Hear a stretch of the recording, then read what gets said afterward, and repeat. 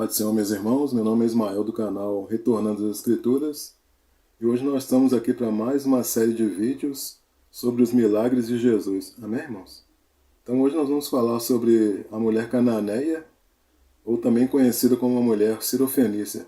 Então vamos começar a leitura aqui para os irmãos, que está em Mateus capítulo 15, do 21 até o 28, que diz assim: E partindo Jesus dali, foi para as partes de Tiro e Sidom. E eis que uma mulher cananeia, que saíra daquelas cercanias, clamou dizendo: Senhor, filho de Davi, tem misericórdia de mim, que minha filha está miseravelmente endemoniada. Mas ele não lhe respondeu palavra, e os seus discípulos, chegando ao pé dele, rogaram-lhe dizendo: Despede-a, que vem gritando atrás de nós.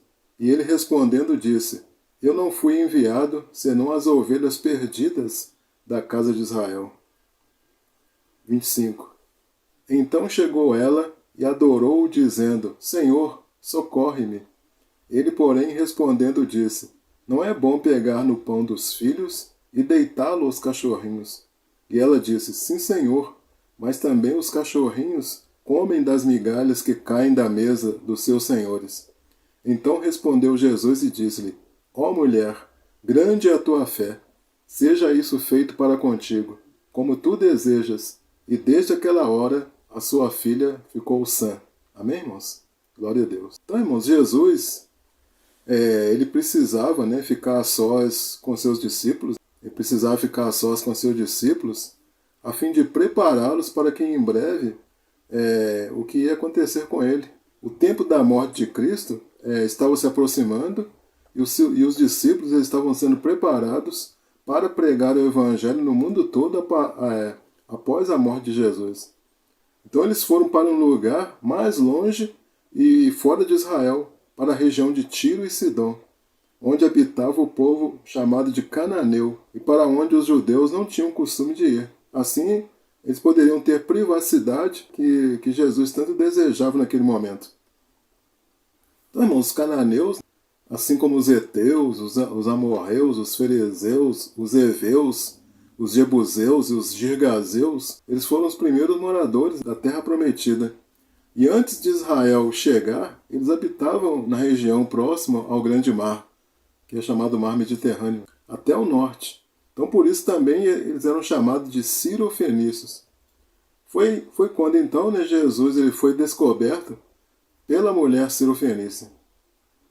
Então, irmãos, os evangelhos de Mateus e de Marcos, eles relatam a história de uma mulher cirofenícia, e Jesus ele havia se retirado com os seus discípulos, como eu já disse, para a região da Síria e Fenícia, porque precisava se afastar das multidões para ficar a sós com seus discípulos. Então uma mulher começou daquele país estrangeiro, ela descobriu e começou a gritar em clamor, seguindo pelas ruas atrás dele e dos seus discípulos, para que ele curasse a sua filha que estava endemoniada. Lá na versão de Marcos, diz que essa mulher deixou a filha deitada sobre a cama. E essa mulher, ela era cananeia, da região de Tiro e de Sidom. Então essa passagem, irmãos, ela mostra que Jesus se dirigindo aos gentios. Quando a gente vai lá para Efésios 2, versículo 14, veja o que diz. Porque ele é a nossa paz, falando de Cristo, porque ele é a nossa paz, o qual de ambos os povos fez um, e derrubando a parede de separação que estava no meio.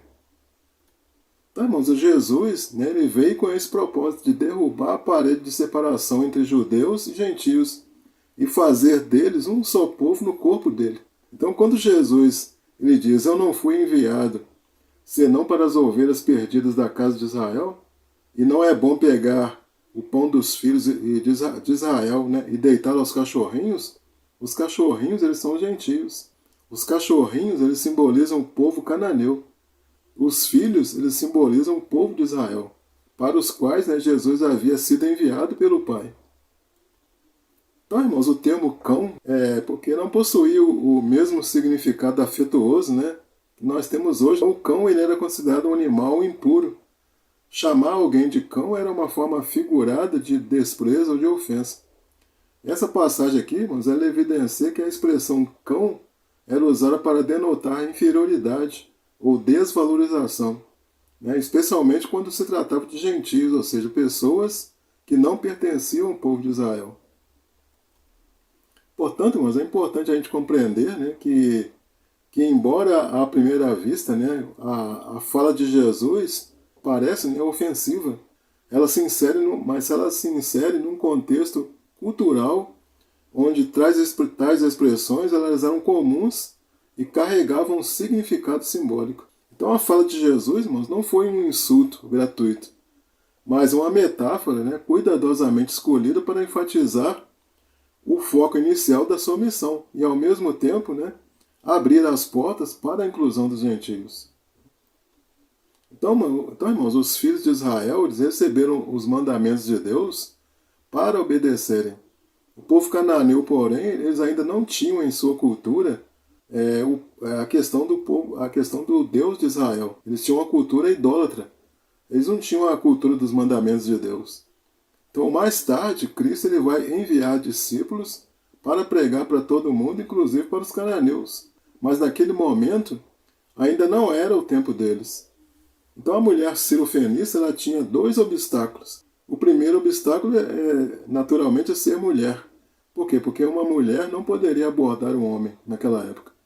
E o segundo obstáculo, né, é o fato dela não ser judia. Então, a passagem aqui ela é bem clara, né, dizendo que a mulher, por ser gentia, não estava na lista de prioridades do ministério de Jesus. E um aspecto, irmãos, que chama bastante atenção, né, a nossa atenção nessa passagem, é o fato de que Jesus, né, não deu nenhuma resposta à mulher que clamava à distância. Aí eu pergunto a você, será que Jesus ele deixou de ter compaixão naquela hora? Não, ele não deixou de ter compaixão. A questão é a seguinte, a questão é que naquele momento, Jesus já estava provando a fé daquela mulher. Outra questão também é que Jesus ele havia se retirado para aquela localidade exatamente para evitar a grande multidão. Caso houvesse uma cura, o que iria surgir? Iria surgir uma grande multidão. E Jesus precisava de um momento a sós com os discípulos. Então, irmãos, de forma alguma, né, o Senhor ele desprezou aquela mulher. Ele só deu a resposta no tempo certo.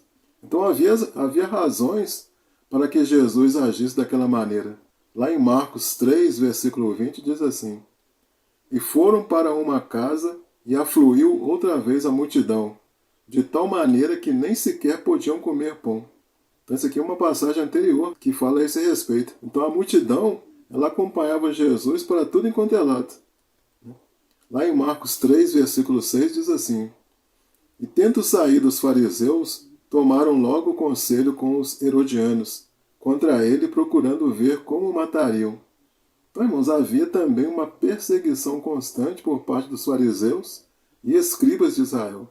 Então Jesus, ele sabia, né, que havia muitas pessoas para serem alcançadas, mas todos os acontecimentos que nós comentamos agora há pouco, né, impediam, além de que ele sabia que estava próximo à sua morte, né?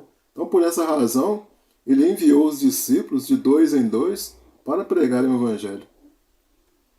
Então, irmãos, concluindo aqui o nosso vídeo, né, o que a gente pode tirar, né, dessa passagem? A primeira questão, né, não tenha medo de se expor. Aquela mulher, ela não teve medo de se expor. O texto diz que ela vem gritando, clamando. Os discípulos já estavam incomodados, né, com os gritos daquela mulher, mas aquela mulher, ela não teve medo de se expor. Por exemplo, no caso de Naamã, né, por pouco, né, ele não recebe a cura, porque a princípio ele teve um certo medo de se expor. Então quase que ele não recebe a cura da lepra, por quê? Porque ele não queria se expor num determinado momento. Então é importante, né, também, o que a gente vê nessa passagem, a importância do trabalho de intercessão. Ou seja, ela estava clamando pela filha. E é importante também nós entendermos nessa passagem a questão do silêncio de Deus. A mulher ela clamava, mas Jesus não dava a resposta. Outra coisa também, né, é que nós precisamos aprender, né, aprender a discernir as prioridades de Deus. Então, quando Jesus diz que não é bom pegar no pão dos filhos e deitá-lo aos cachorrinhos, o que Jesus está querendo dizer? Irmão? Jesus está querendo dizer que conforme o plano dele, aquela mulher não era prioridade. Então ela entendeu isso, tanto é que ela entendeu que ela respondeu, né? Eu sei, mas eu quero que eu quero que vai cair da mesa. O cair da mesa só iria acontecer depois que os filhos fossem alimentados. Então, após a fala de Jesus de que não era certo tirar o que pertencia aos filhos, né, de Deus e dá-lo aos cachorrinhos, essa resposta ela era suficiente para, se fosse para uma outra pessoa, né, essa resposta seria suficiente para desequilibrar qualquer um e trazer à tona todo enquanto é tipo de emoções negativas. Mas não foi isso que aconteceu com aquela mulher. Pelo contrário, né, a sua fé aumentou, a ponto de Jesus falar para ela: grande é a tua fé. Então, irmãos, Jesus ele não atendeu a mulher de imediato para evitar o fluxo enorme da multidão, né, das pessoas. Então, se a gente puder resumir, irmãos, essa mulher numa palavra, essa palavra seria o quê? Resiliência. Os discípulos de Jesus, eles pediram que ele mandasse aquela mulher embora por causa dos seus clamores persistentes. Mesmo assim, ela se manteve firme e perseverou diante dos obstáculos até conseguir o seu milagre. Então, mesmo diante da adversidade, aquela mulher ela permaneceu forte e se recusou a ser reprimida, né, por causa da situação em que ela estava vivendo. Ela esperaria o tempo que fosse preciso e, em meio a uma crise, ela foi capaz de administrar as suas emoções. Amém, irmãos? Glória a Deus.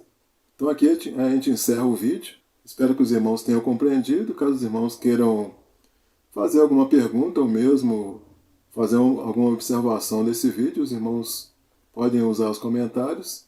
Se você gostou desse vídeo, peço que você deixe aí seu like. Se você ainda não é inscrito no canal, peço que você se inscreva no nosso canal. Agradeço a você que assistiu o vídeo até o final. E fiquem todos na graça e na paz de nosso Senhor e Salvador Jesus Cristo. Amém, irmãos? Glória a Deus.